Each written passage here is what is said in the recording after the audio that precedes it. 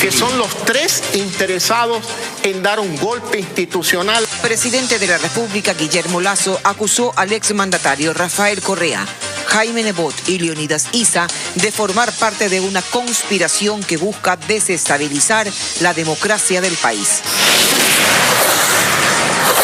En la penitenciaría del Litoral hayan 4 personas privadas de la libertad ahorcadas. La policía encontró los cuerpos sin vida, colgados con sogas en una celda del pabellón 8. Las autoridades investigan un presunto suicidio. Transportistas condicionan el diálogo con el gobierno y exigen el congelamiento del precio de los combustibles. Debido a la realización de conciertos y espectáculos sin autorización, el COE Nacional ratifica que están prohibidos los actos masivos. Se instaló la audiencia preparatoria de juicio en contra del exdefensor del pueblo Freddy Carrión. Juez ordena que siga detenido. Las noticias en Televistazo con Tania Tinoco y Gabriela Baer.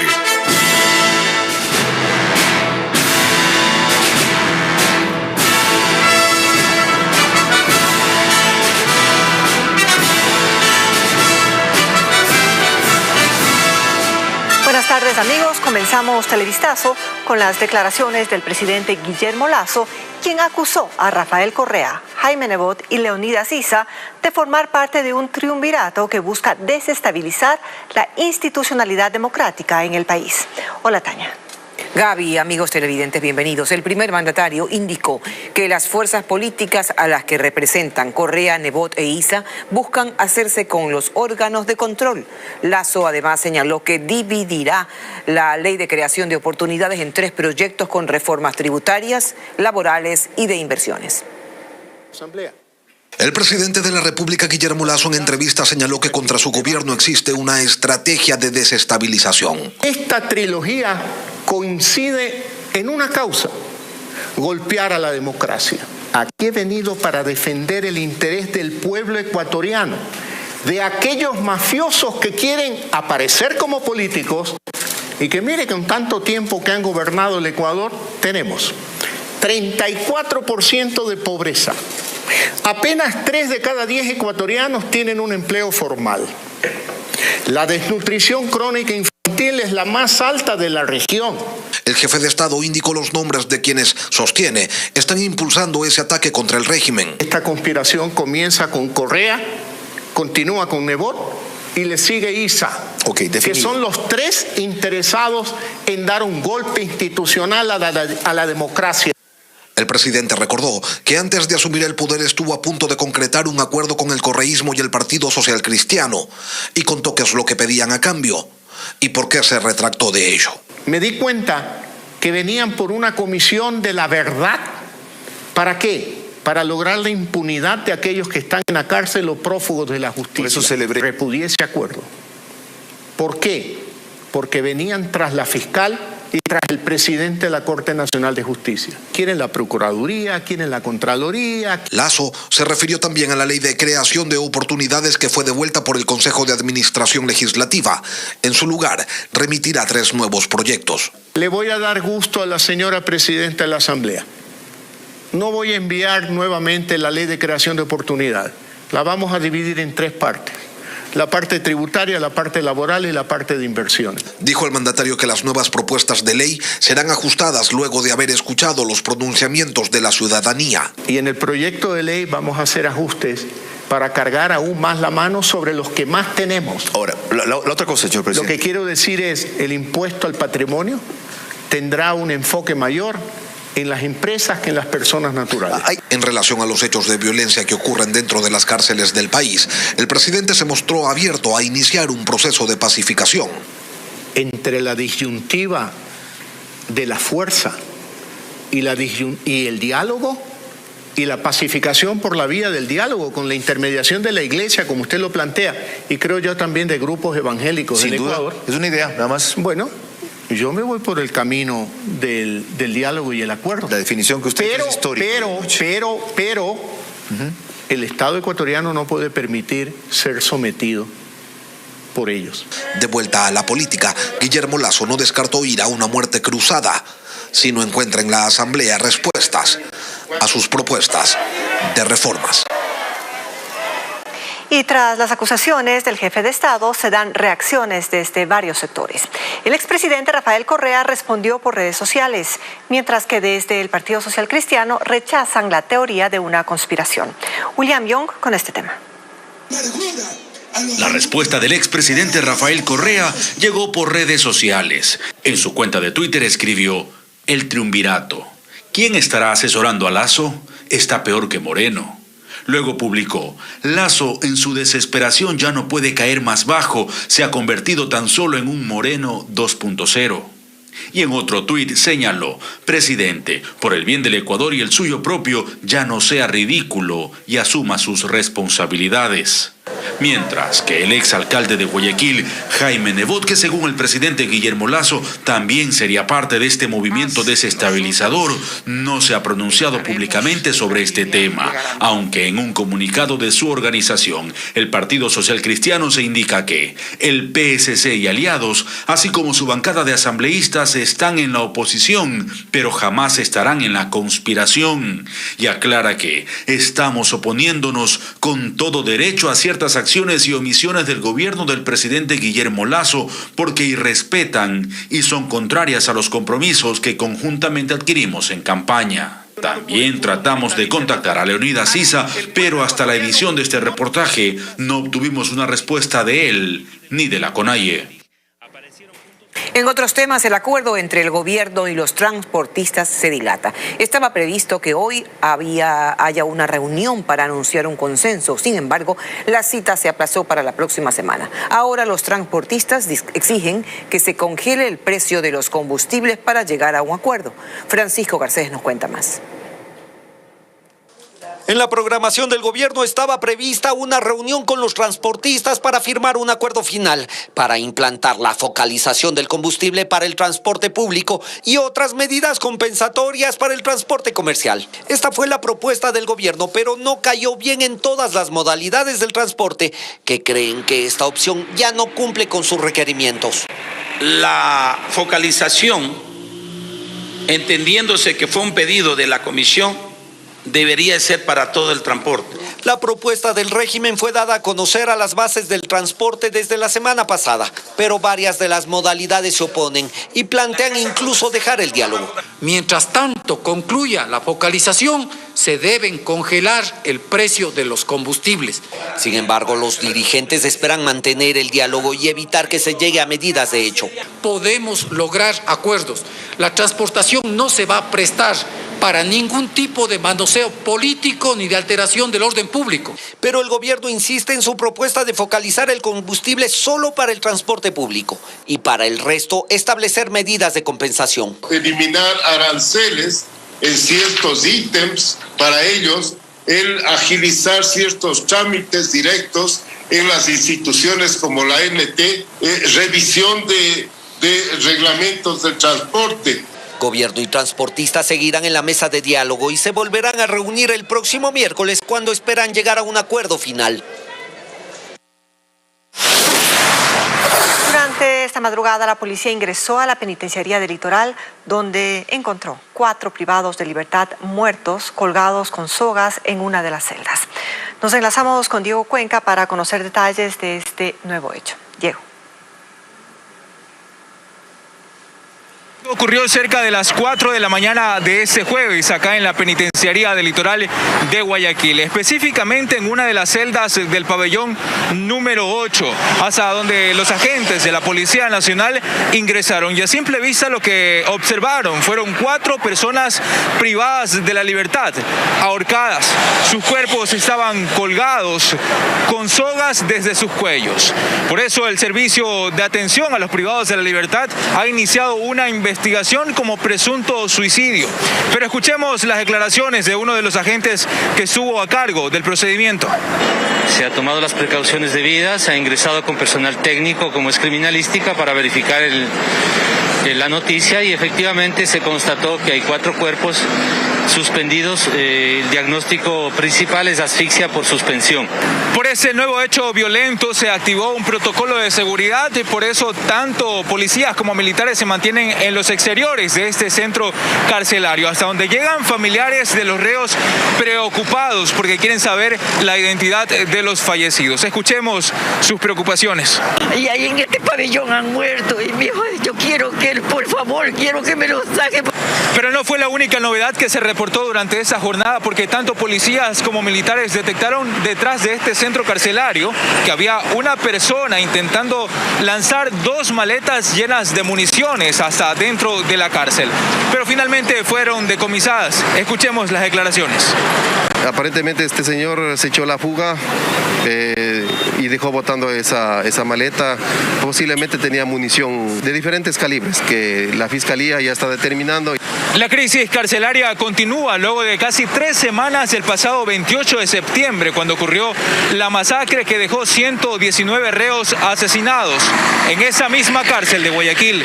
Ese es el informe. Seguimos con ustedes. Buenas tardes.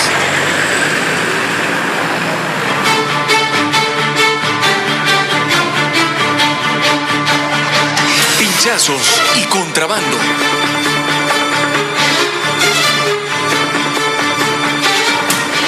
Más de 80.000 galones de gasolina han decomisado las Fuerzas Armadas en Sucumbíos y Orellana durante el 2021. Combustible que es extraído de forma ilegal del poliducto y que las bandas delictivas llevan hasta Colombia para la fabricación de droga.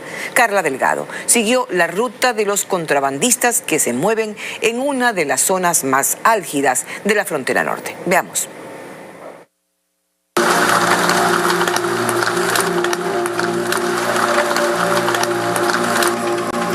La extracción ilegal de gasolina desde el poliducto es el nuevo objetivo de los grupos delictivos que operan en las zonas fronterizas. El líquido es usado como precursor químico para la elaboración de droga. Pero más o menos el galón sale a $5 del galón de la gasolina que están vendiendo al otro lado.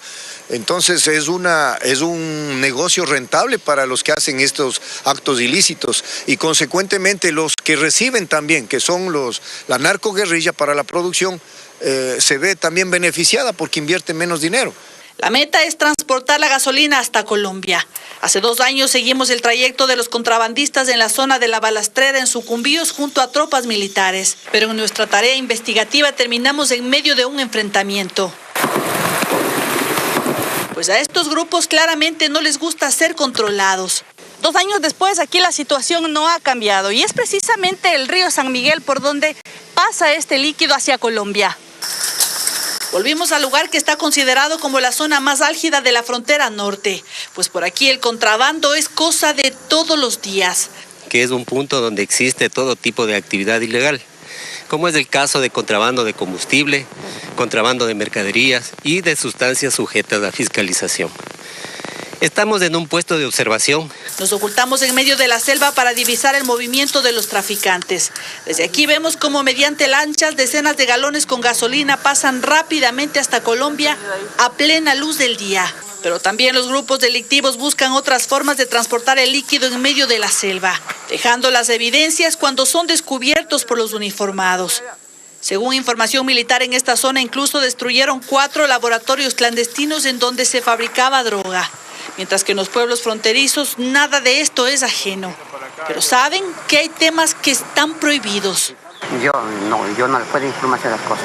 Aquí no hay recurso para trabajar, no hay entrada. Aquí se vive de la frontera. Aseguran que la falta de oportunidades los obliga a participar de este negocio que cada vez es más rentable para estas bandas delictivas. Las Fuerzas Armadas dan seguridad a lo largo del oleoducto que alcanza unos 680 kilómetros entre Sucumbíos y Orellana. A pesar de su experticia, la gran extensión fronteriza y la cantidad de pasos ilegales complican su labor. Sin embargo, en lo que va del año han logrado incautar más de 80.000 galones de gasolina en esta. En otros temas, el COE Nacional ratifica que los eventos públicos están prohibidos a escala nacional. Esto luego de que en varias provincias se realizaran reuniones masivas sin autorización. Rafael Armida nos cuenta que las autoridades confirmaron que hubo un ligero rebrote de casos de COVID-19.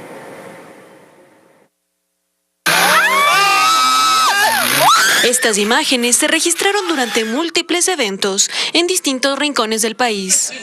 Es evidente la falta de medidas de bioseguridad, la aglomeración y la irresponsabilidad.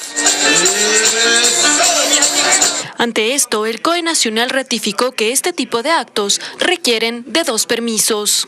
Han sido autorizados por los COEs cantonales sin tener la respectiva autorización del órgano que, de acuerdo a la norma legal, también tiene que autorizar eventos públicos como son las intendencias. Informaron que para el desarrollo de estas actividades, el lunes se emitirá un protocolo que impone diferentes requisitos. Para que quienes necesiten hacer un evento de estas características, pues saquen el permiso, y el requisito va a ser cumplir con este protocolo. Las intendencias de policía clausurarán los eventos a nivel del país si no tienen autorización. La preocupación de las autoridades llega debido a que en las últimas semanas se registró un ligero rebrote de COVID-19 en el país. Un reporte de alrededor de 730 casos.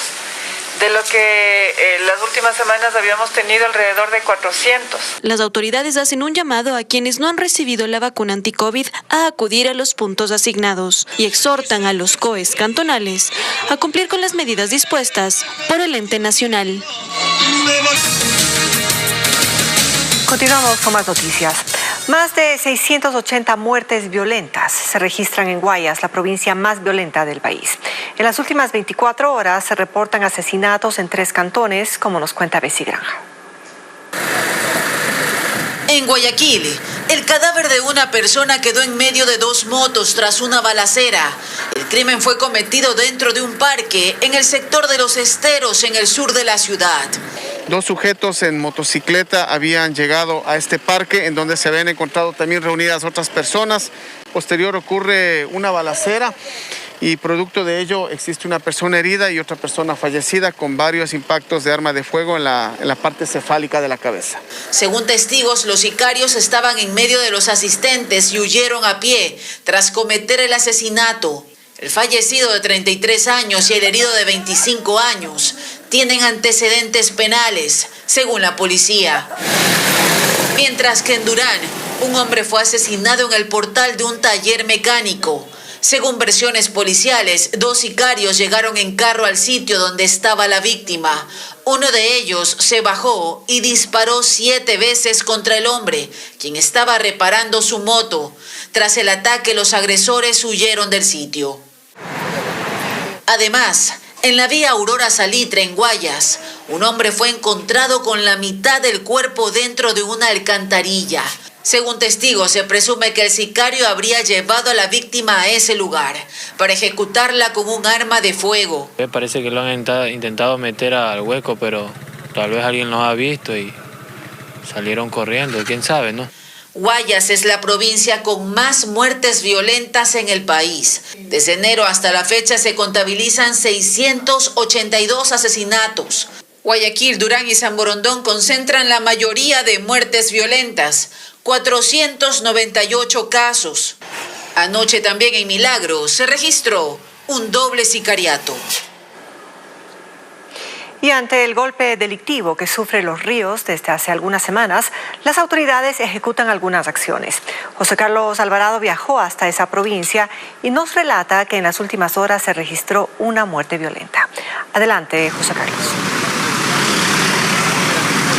La inseguridad preocupa en Los Ríos, por eso se están realizando distintos operativos en una de las zonas más conflictivas aquí en el Cantón Quevedo para tratar de reducir los índices de delincuencia. En las últimas semanas se han registrado asaltos y también muertes violentas, pero no solo aquí, sino en otros cantones como en Pueblo Viejo, como contamos en el siguiente reporte.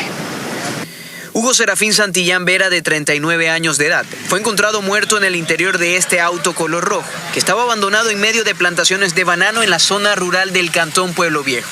Hasta el lugar llegaron familiares de la víctima, quienes dijeron que él trabajaba como ayudante de un almacén, pero también como taxista informal. La policía dio más detalles sobre este asesinato. El cual presenta, de acuerdo a la observación que se ha realizado, 2 impactos similares a los producidos por un arma de fuego, a la altura del cuello y la espalda. Durante las últimas semanas se han registrado muertes violentas en la provincia de Los Ríos, pero el Cantón Quevedo se ha convertido en la zona más conflictiva de todas, según la misma policía. Por eso se ejecutan operativos en los que se revisan vehículos y que se cumpla la ordenanza municipal de prohibición de circulación de 2 hombres en moto. La motocicleta es el vehículo que más utilizan los antisociales para cometer sus delitos en este distrito. Hasta la fecha ya se contabilizan 126 muertes violentas en toda la provincia de Los Ríos. Varios colectivos ciudadanos se suman al pedido de incrementar los esfuerzos por la seguridad, no solo en Quevedo, sino en toda la provincia de Los Ríos. Es lo que podemos reportar desde aquí, pero continuamos con más en estudios. Seguimos informando. En la Corte Nacional de Justicia se realizan 2 audiencias del exdefensor del pueblo Freddy Carrión. Una para revisar su prisión preventiva y la otra para su juzgamiento por... Empezó a las 8 de la mañana con la primera audiencia de sustitución de la prisión preventiva solicitada por el exdefensor del pueblo Freddy Carrión. Sin embargo, el tribunal no aceptó sus argumentos y ratificó la medida, por lo que él seguirá recluido en la cárcel 4 de Quito. Conocida esta decisión, el tribunal enseguida instaló la segunda audiencia, ya propiamente la de juicio por el presunto delito de abuso sexual. Aunque ayer se hablaba de 44 abogados, hoy Freddy Carrión se presentó con 55, quienes dice lo asisten de forma gratuita. Vamos a hacerlo de una manera ordenada y de acuerdo a la experticia y la capacidad de cada uno de los abogados. No existe ningún tipo de muestra que determine en este caso que haya existido un tipo de acto de naturaleza sexual en contra de la supuesta víctima. Del otro lado, la defensa de la mujer que comparece como presunta víctima de abuso sexual espera que Carrión sea condenado. La valoración psicológica, el examen médico legal practicado a la víctima tienen una relevancia bastante grande. La sentencia condenatoria es lo que esperamos nosotros. Dada la cantidad de pruebas que deben presentarse ante el tribunal, se espera que esta audiencia no termine hoy. Seguimos pendientes en la Corte Nacional de Justicia. Seguimos en Televistazo. Una organización dedicada al robo de vehículos y extorsión que operaba en Manabí fue desarticulada por la policía. El operativo se ejecutó simultáneamente en 3 provincias y permitió la captura de 5 personas. Una de ellas es un reo que estaba detenido en la cárcel de Santo Domingo. Agentes de la Unidad Nacional Antisecuestros y Extorsión, UNASE, ejecutaron un operativo simultáneo en las provincias de Pichincha, Santo Domingo y Los Ríos la madrugada de este miércoles. 5 personas acusadas de cometer robo de vehículos y extorsión fueron detenidas. Uno de los implicados es un reo que está privado de la libertad en la cárcel de Bellavista, en Santo Domingo. De acuerdo con las investigaciones policiales, los aprehendidos operaban en la ciudad de Manta, en Manabí, donde robaban carros para posteriormente extorsionar a sus víctimas, exigiéndoles entre $3,000 y $5,000 para devolverles el vehículo. Entre las evidencias, los uniformados decomisaron celulares y una tarjeta de banco. Durante la audiencia de formulación de cargos, un juez dictó prisión preventiva para 4 de los implicados. Y para quienes han seguido la historia del ex profesor Iván Vaca, quien busca un indulto para salir de la penitenciaría del Litoral, hay novedades. El adulto mayor privado de libertad fue trasladado hasta un hospital, pues su salud es delicada. Diego Cuenca nos informa. El profesor jubilado Iván Vaca, de 81 años, dejó la penitenciaría del Litoral ese martes y fue trasladado al hospital Monte Sinaí, en el noroeste de Guayaquil, debido a un quebranto en su salud. Así lo informó uno de sus abogados. Lo van a mantener ahí, así lo resolvió el juez como una medida para precautelar la salud y la vida del profesor. Desde esa casa de salud participó en la audiencia virtual de Habeas Corpus, que busca sacarlo de prisión, donde tiene que cumplir una sentencia de 5 años. Pero la próxima semana sabremos si el juez falla o no a su favor. Lo que se está solicitando es que se cambie la medida, arresto domiciliario. No se está pidiendo la libertad de él porque evidentemente hay una sentencia.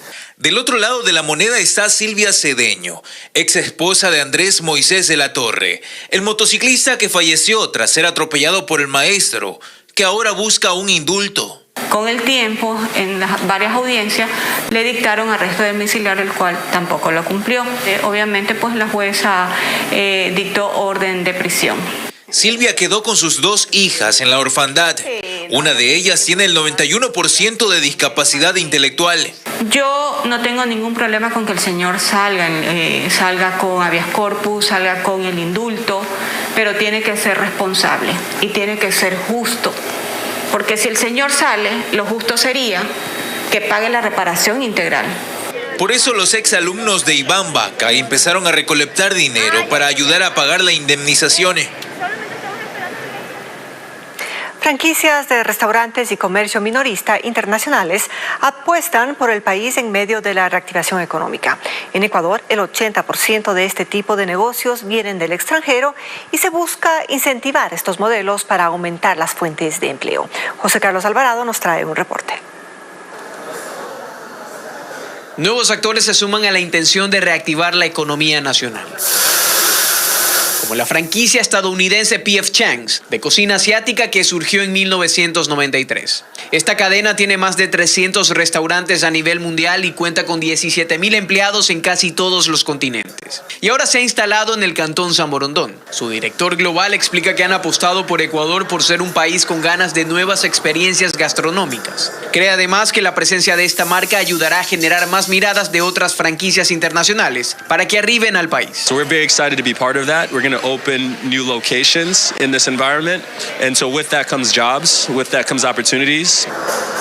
Otros negocios han llegado directamente desde Asia. Es el caso de Miniso, una cadena japonesa de tiendas minoristas que vende una variedad de artículos, desde tecnología hasta juguetes. Su representante explica que pese a los momentos duros en medio de la pandemia, están recuperándose de a poco. Incluso apostaron por ampliarse en medio de la reactivación. Principios de noviembre abrimos 2 tiendas más en Guayaquil. Nos ha sorprendido. Competencia nuestra también ya está en el país, también está en varios mercados, en varias ciudades. Entonces eso nos gusta, ya que vemos que Ecuador se está reactivando poco a poco. A nivel nacional existen 300 negocios tipo franquicia. El 80% de estos provienen del extranjero, principalmente de Estados Unidos. Las franquicias están avaladas y reguladas en el país por un marco jurídico presente en el Código de Comercio desde 2019. Bien, y con esta información concluimos, Tania, esta emisión de noticias. Como siempre, habrá más noticias a las 19 horas en Televistazo Estelar. Un abrazo.